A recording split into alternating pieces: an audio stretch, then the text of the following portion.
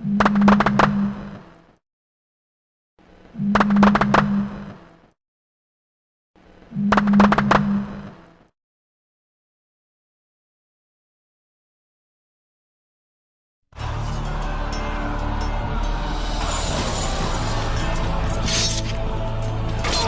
slash of a sword.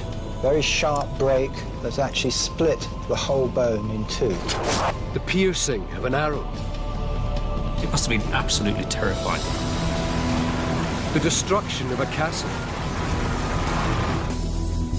These skeletons from an epic battle between Christians and Muslims lay undisturbed in the Holy Land for 800 years. Now, they're back from the dead.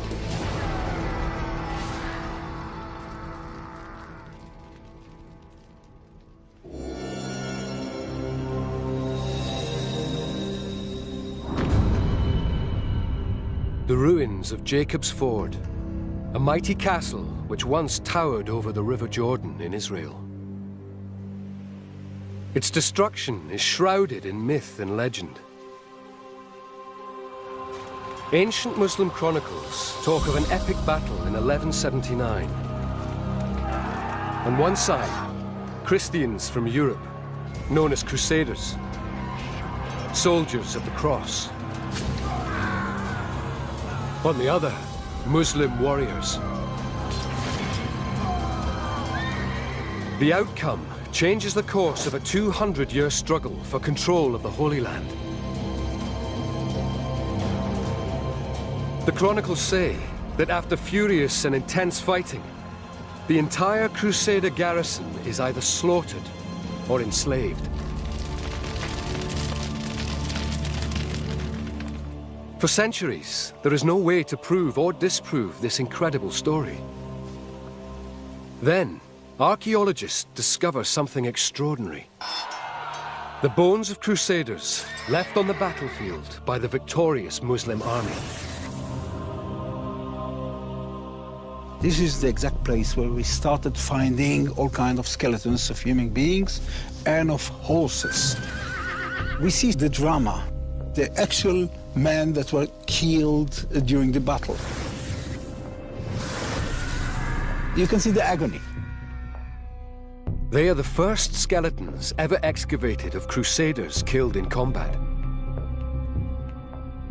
Finding out who they are and how they died could reveal what really happened at Jacob's Ford.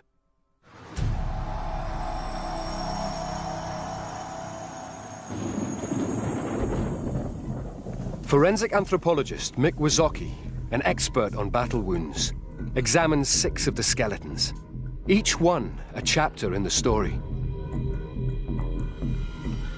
They were all male, aged between 18 to 40. This is an astonishing group of individuals. Many of them show signs of sharp force trauma and brutal injuries. One stands out immediately.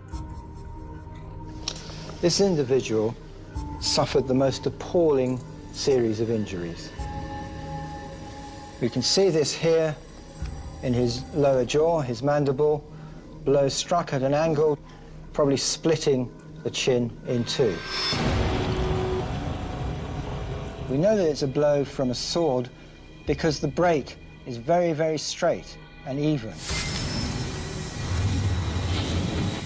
A second wound is far worse. It severs his left arm. The cut is actually coming down at an angle through here and cutting through here. Also, in this photograph, we can see how clean and sharp it is. This isn't a natural break in bone at all. This is a cut. One blow, and the arm was gone.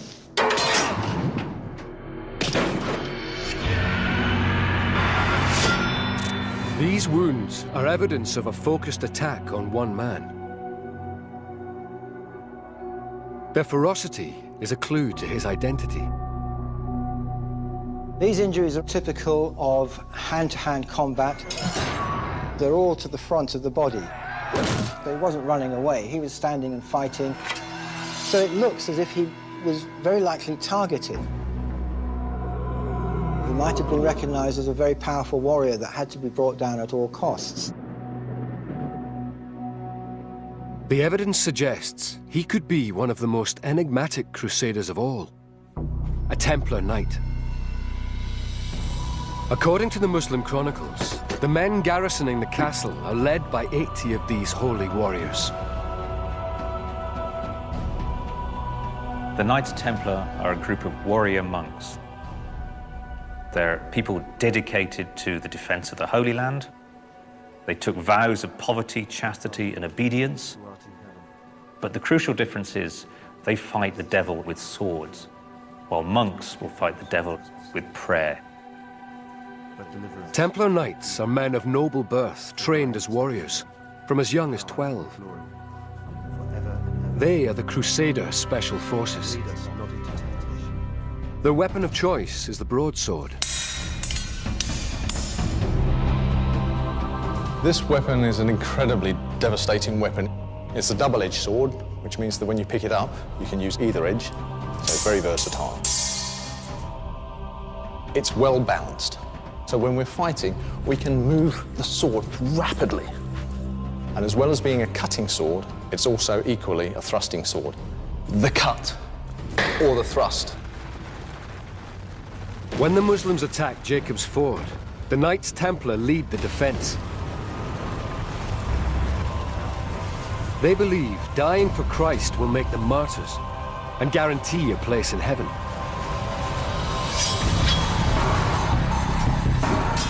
Their unshakable faith would keep them fighting, even through terrible injuries.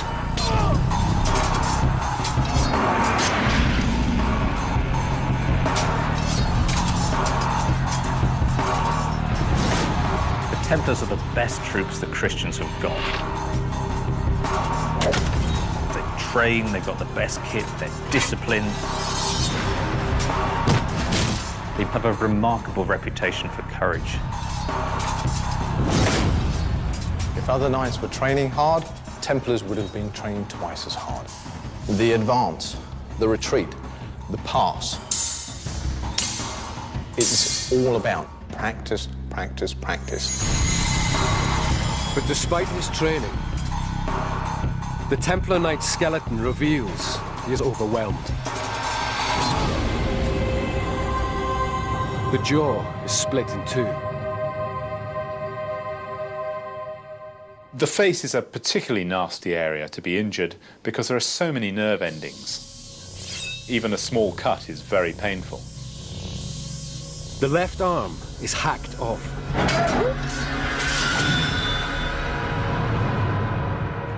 The weapon responsible is most likely the Muslim scimitar. This is a real cleaving weapon, swinging through, cutting. With the curved blade, a smaller area of the blade hits home first, which means that all the force of the blow hits on that singular point, then it just widens the cut as it draws through. Now, this leg of lamb also has a bone running through it, and this is a pure example of the cleaving ability of the scimitar. Using the weight of the blade, I would easily remove his arm. Driven by his faith, the knight fights on, aided by his body's response to injury. If a soldier's on the battlefield and, for instance, he loses his arm, there's every reason to suppose that he can still continue fighting. Physiologically, the mechanism allowing them to do that is the adrenaline that's pumping around their body, constricting the blood vessels from the wound, reducing their concept of pain, pushing them on to fight. But the brutal attack isn't over. On excavation, there's an arrowhead lodged in his neck. The main compromise of function would be the ability to breathe. That's one of the major killers on a battlefield, the loss of the airway. Incredibly, none of these wounds are his cause of death. There's a fourth and final act.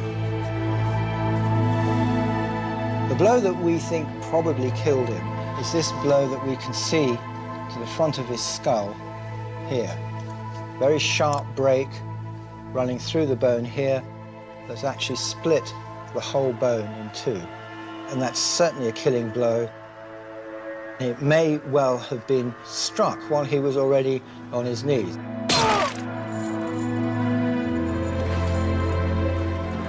The Templar Knight's death is like an execution.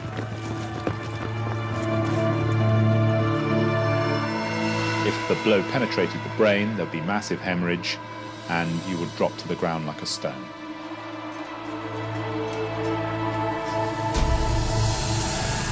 His violent martyrdom is evidence that the savage fighting described in the Chronicles is accurate.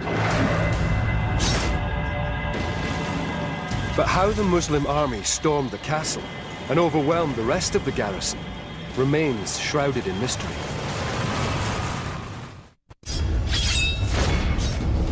According to the Chronicles, the Crusaders butchered at Jacob's Ford die as a result of a single fateful decision.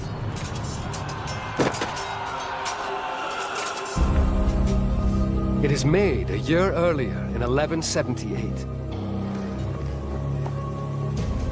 The balance of power in the Holy Land is evenly poised. The Christian leader is Baldwin IV, the leper king of Jerusalem. Baldwin IV was an incredible young man. He was king when he was only 13 years old, and by then he was suspected of having leprosy. And of course, tragically, it's extremely disfiguring. And yet, in spite of this painful, debilitating illness, he held on to the crown of Jerusalem. Baldwin's most aggressive troops, the Knights Templar, pressure him to build a super fortress on the edge of Muslim territory. This is the place, Jacob's Ford. It's a provocative act. From here, the Crusaders can attack the Muslim capital, Damascus, just a day's march away. The plan is to build an expensive and impregnable castle, fortified by two huge circular walls. The castle was intended to be big, bigger than any castle which was built in this part of the world and in Europe at the time.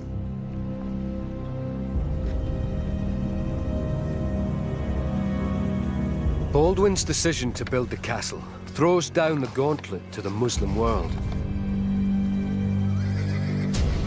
The response seals the fate of these 6 men. The unusual resting place of the second skeleton examined begins to unlock the sequence of events. Unlike the others, his body wasn't flung without any ceremony to one side, but looks very much as if it was laid to rest formally.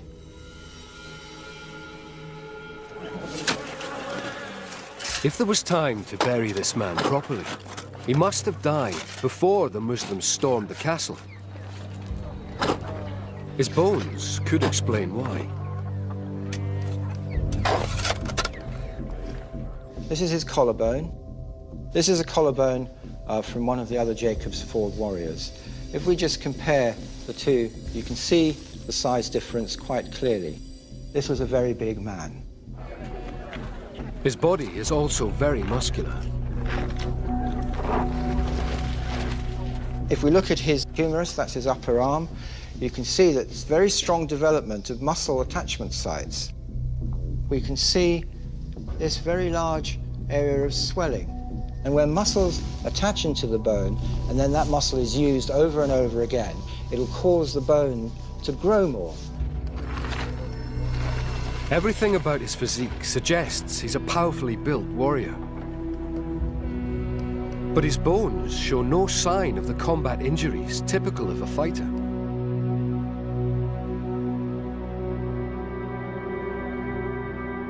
In fact, even more mysteriously, there doesn't seem to be any evidence of any healed injuries either. Only one part of this man's skeleton hasn't yet been examined: his skull.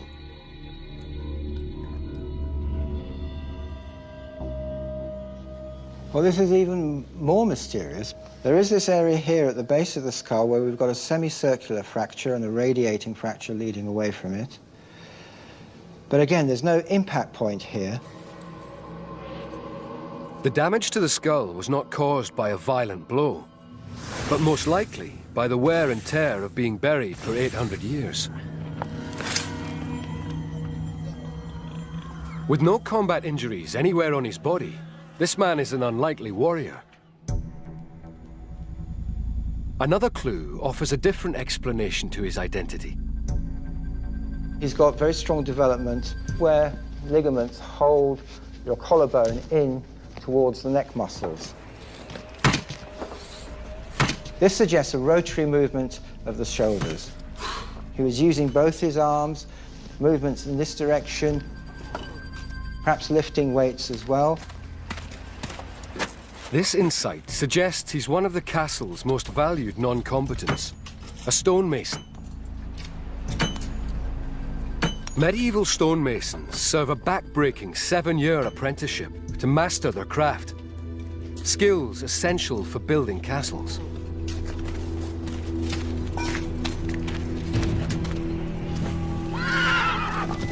When the Muslims attack on day 1 of the siege, the outer wall is still under construction. Run! Get back! Everybody was caught by surprise. I mean, this group of workmen were not given any warning. You find the arrowheads amongst the tools and in the cement that they were mixing in order to build the core of the wall.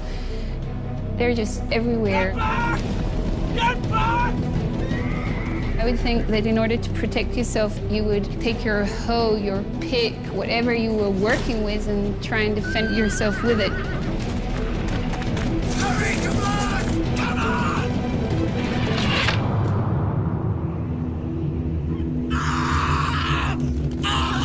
on!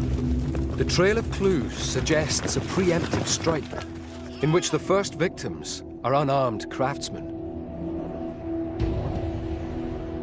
It's most likely the stonemason dies from a serious arrow wound to soft tissue. In the medieval age, with no antibiotics, infection is likely. If you have a deep arrow wound and you can't get all of the arrow out, it would have been a very long, slow, painful death. You may have even taken about 3 days to die. As the stonemason's life ebbs away, a huge Muslim army surrounds Jacob's Ford. The chronicles say the plain overflowed with troops. Behind castle walls, there's still time to bury the dead. But not for long.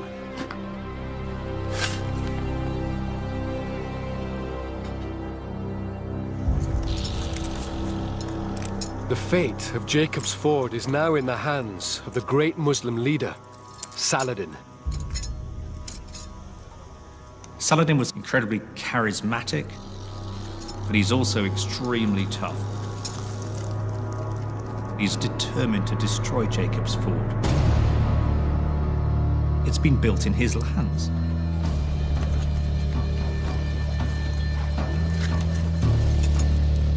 He needs to attack this place before it's finished. He's got to hit it hard before it gets too powerful, too complete. On the 6th day of the siege, Saladin executes his devastating plan. His engineers have been digging a tunnel under the castle walls.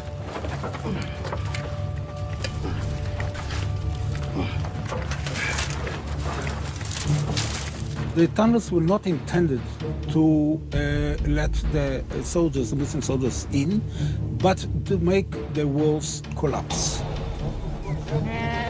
The only hope for the men trapped inside the castle is King Baldwin, who is gathering reinforcements nearby. For Saladin, it's a race against the clock. Time was short. Saladin is pushing his men to finish it as fast as possible. To bring down the castle walls, they will burn away the tunnel's wooden support props. Rigid. Man the wall. When all the burning materials will be consumed, the wall will collapse. The final ingredient is likely to be naphtha, an early form of gasoline used by the Muslims.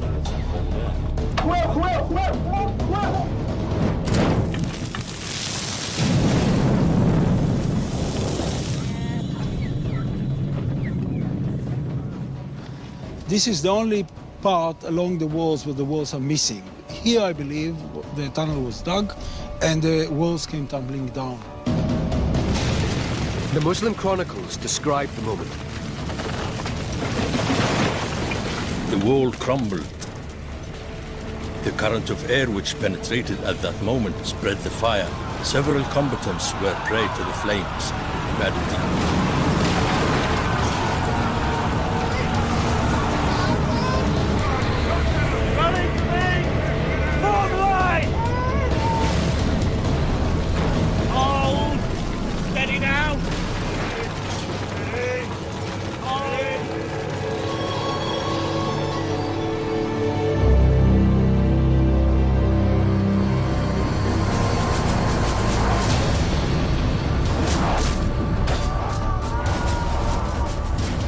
The collapse of the wall allows Saladin's warriors to storm into the castle. The battle is now decided in just a few hours of savage hand-to-hand combat. 4 more skeletons have stories to tell, each one a chapter in what happens next.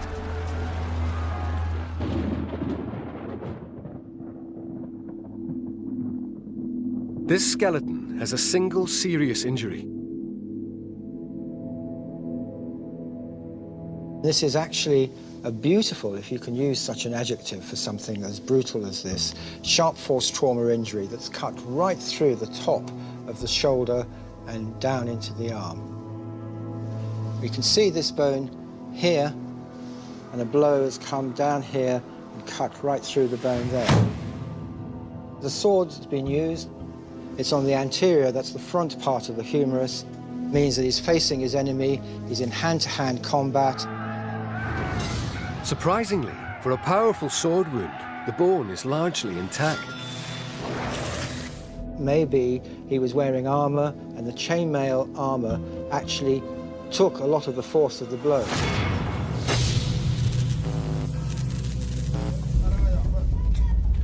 If this man wears chainmail, it's possible he is a Templar sergeant. Rigid.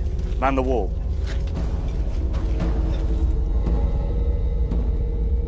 As many as 5 of these men from lower-class backgrounds serve each Templar knight. They wear black robes over chainmail, tend the knight's horses, and fight by his side. The Templar sergeants are an integral part of the knight's fighting force. These men take the full vows of a Templar and are just as battle-hardened.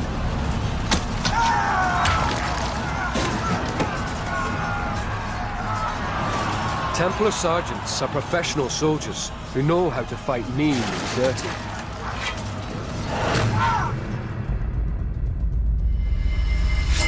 When you have the press of battle, you've got bodies upon bodies pressing on you, you're in a very restricted area. Here, I'd use the pommel. Here, driving the quillions into the face. Here, in with the head. Remember, I'll be wearing a helmet. Here, kick into the belly, follow through with the cut. If you can't fight with the close quarter combat, then you're only half a swordsman. At the Battle of Jacob's Ford, this Templar sergeant meets his match.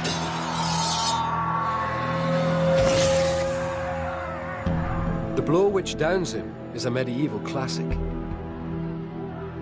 In many medieval battles, they have found a large number of wounds to the left side of the body. The majority of people were right-handed, and when they executed a downward blow, most of them would be to the left side of the body. This would be a terrifically painful injury.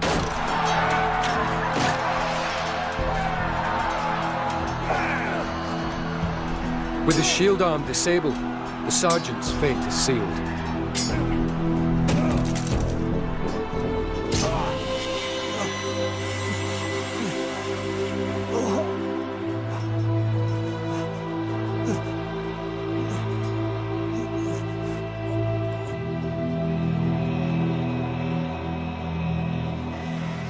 Unlike the Templar sergeant, many of the other Crusaders trapped in the castle are not experienced soldiers.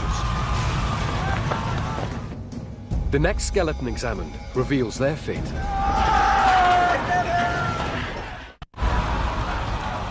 Despite their desperate efforts, the Crusader garrison defending Jacob's Ford cannot halt the advance. Saladin's men go on the rampage.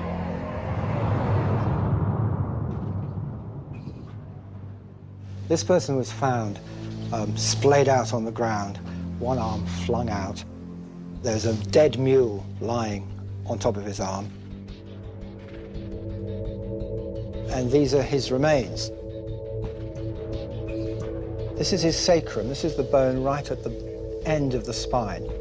It's made up of individual vertebrae which have fused together. But there's this little gap here which shows that this hasn't actually quite completed fusing. That tells us that it's probably an individual between the age of 18 to 25. Despite this man's youth, there's something wrong with his spine. If we look at these individual vertebrae, we can see on many of them this hole. Now that wouldn't be there normally. Holes like this are caused by carrying heavy weights, which put pressure on the spine. Soft tissue between the vertebral bodies gets squashed down, and as it gets squashed down, it ruptures, and it causes this herniation effect in the vertebra. So this is somebody who's been carrying heavy materials, equipment, weights of one kind or another for quite a long time, probably since he was a young boy. The evidence of child labor suggests this man comes from a low-status background. More clues supporting this theory come from his teeth. He's lost a tooth here. There's also tooth decay here. A massive hole just there. That would have been extremely painful. He's also got a huge buildup of tartar. It's all this material you can see around here, just at the end of the teeth, towards the gum line. That means that he's had gum disease. As a result of that, he would have had extreme jungle breath. The appalling condition of his teeth and gums make him an unlikely soldier. Would you want a warrior, to be suffering from awful toothache? And, oh, leave me alone, I've got toothache. If warriors were suffering from toothache, they'd pull the tooth out so that the guy can go and, do the business. All the clues suggest he is a poor man, employed as a laborer. Open up! Open up! He has no armor, no weapons, and knows little about fighting.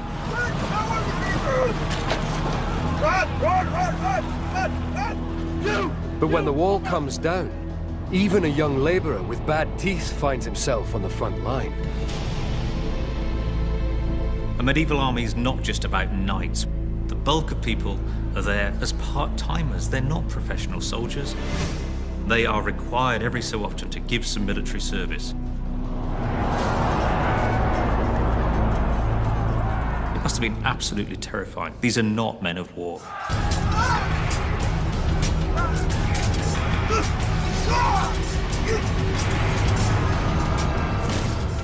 People from all levels of society signed up for the crusade. You've got knights, you've got churchmen, peasants. They're a small group of Western Europeans who come over and conquered effectively an alien territory. At times of invasion, everybody is going to have to get involved.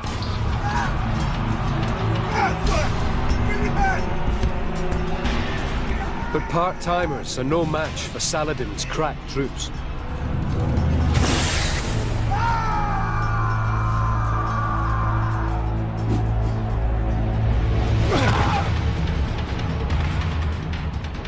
I don't think that the Muslim forces of Saladin differentiated between warriors, those who were carpenters, blacksmiths, masons. They just went through and killed whoever was in their way.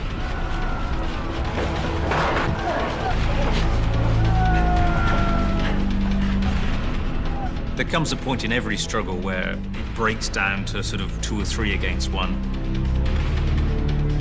Help me!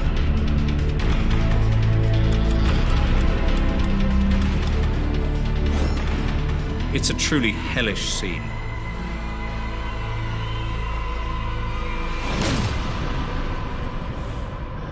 Knowing that you have no way out.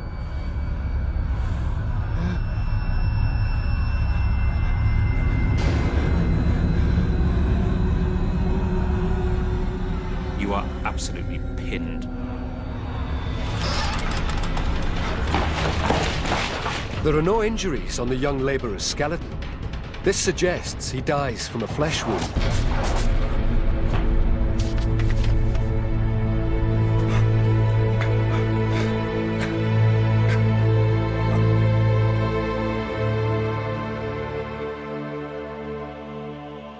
The trail of dead crusaders from all ranks and classes proves another key part of the chronicle is correct.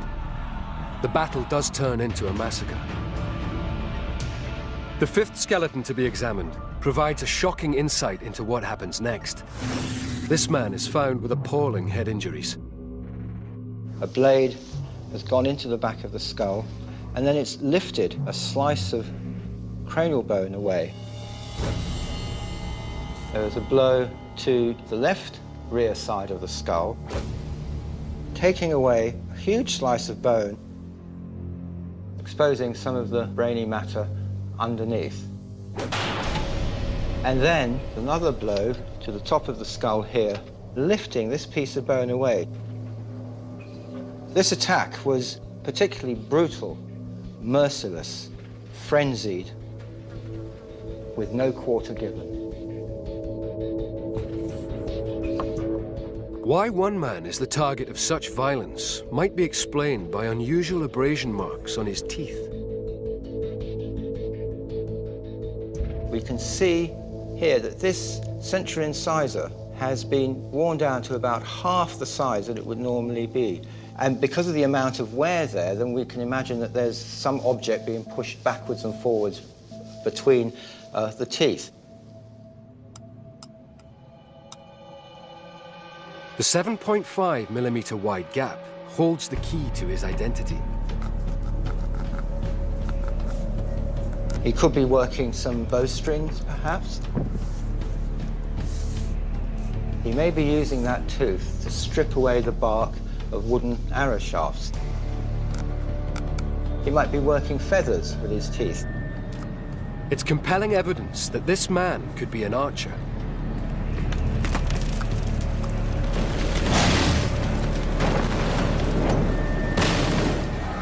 Crusader archers come from ordinary backgrounds and train from childhood to become deadly marksmen. They can fire 8 arrows a minute and hit a target up to 300 meters away. Because of their lethal accuracy, they're hated by Saladin's men.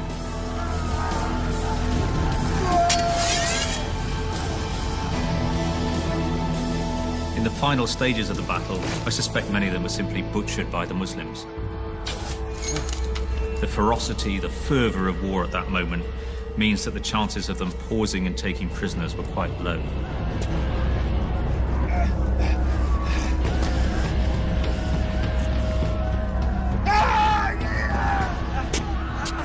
You can imagine a frenzy of blows, whack, whack, whack, whack, on the back of the skull.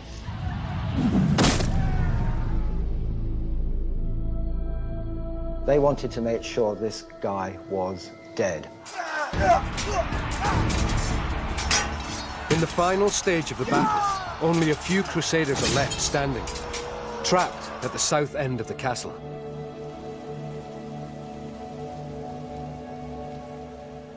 They locked themselves behind the barricades, behind the makeshift walls, and they tried to defend themselves.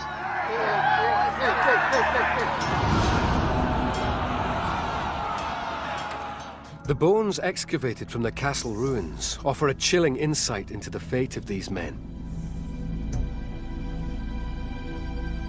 This is a very enigmatic skeleton. In the corner of his right arm and elbow, there was this object here, a mass of coins, very likely held together in a purse. The coins are the first clue to who this man is.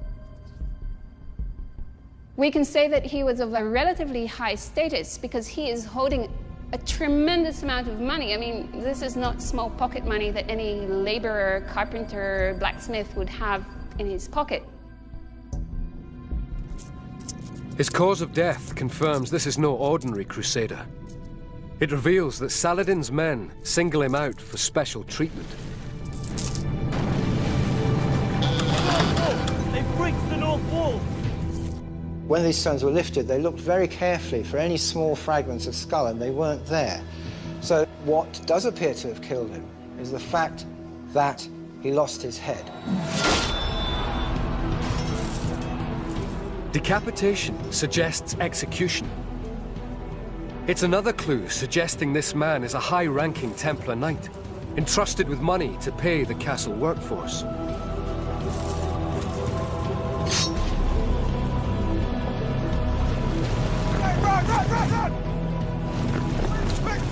His skeleton tells a gruesome story of his final moments.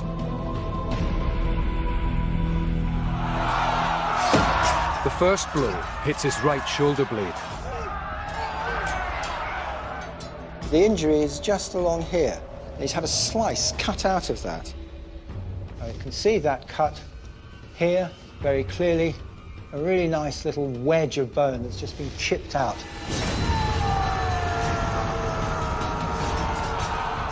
The next injury is to his right arm.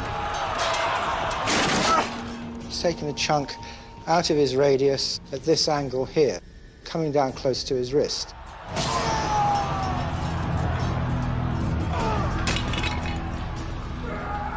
A blow to the back of the wrist, here, would have the effect of dividing the extensor tendons not only to the wrist but to the fingers. The wrist drops and you can no longer grip whatever you have in the hand. A third injury damages his right collarbone. You can see here, it's very clear cut. It's triangular in shape, and that mimics the shape of the metal arrowheads. He was struck by an arrowhead, which then passed just underneath the collarbone. So it's come in at an angle here and just passed underneath and was probably lodged in to his shoulder joint. He may have just broken the shaft off and carried on fighting.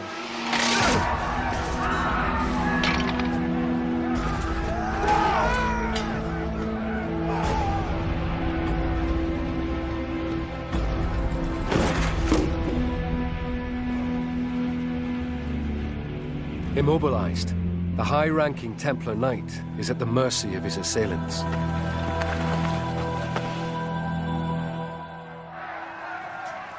His trapped comrades still have one extraordinary card to play. More bones recovered from the site suggest they respond with an act so brave, it verges on insanity.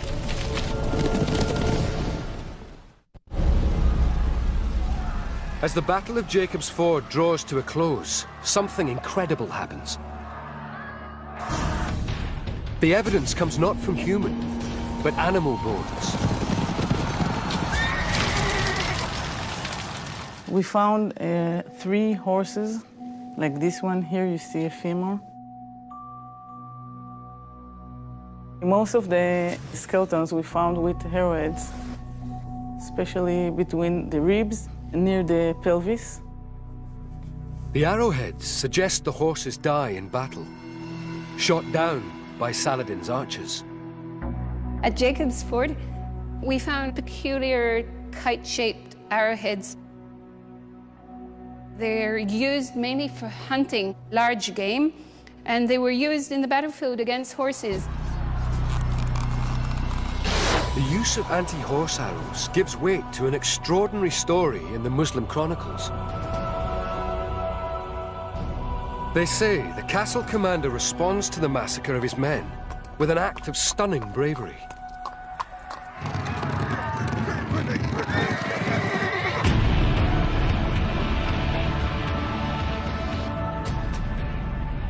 In the desperation of closing stages of the battle, it's quite possible a number of the knights tried to break out. A final death and glory charge against the Muslims encapsulates the motivation of the Templars, their determination, some might say fanaticism.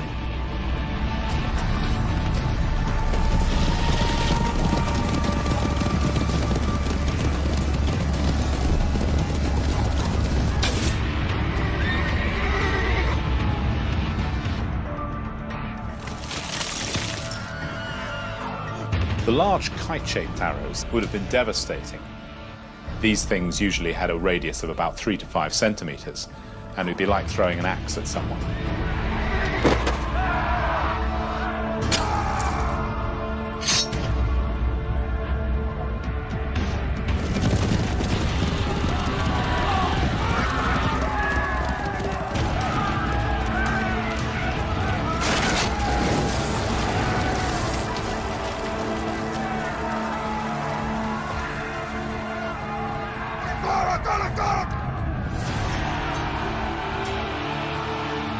But although heroic, the commander's horse charge is an act of desperation.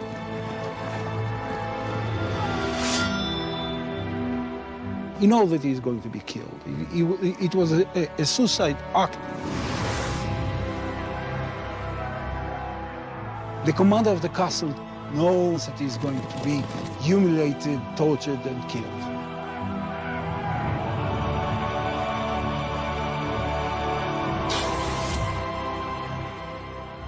The chronicles say, he threw himself into a hole full of fire, and from this brazier he was immediately thrown into another, that of hell. Al-Fadil.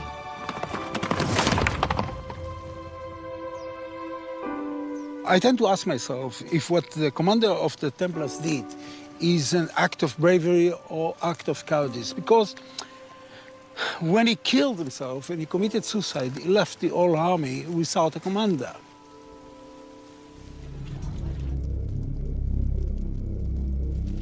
The chronicles talk of mass executions after the battle. Now is perhaps when the high-ranking Templar knight meets his end. Executions after a battle send a number of messages to the enemy. They show that you have triumphed over them. You are showing no quarter, no mercy. This is what will happen if you resist us.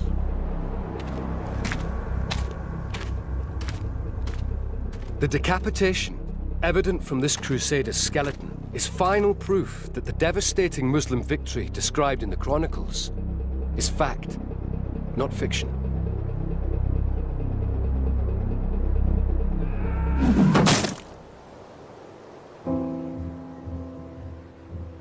News of the massacre reaches King Baldwin before his relief army arrives at Jacob's Ford.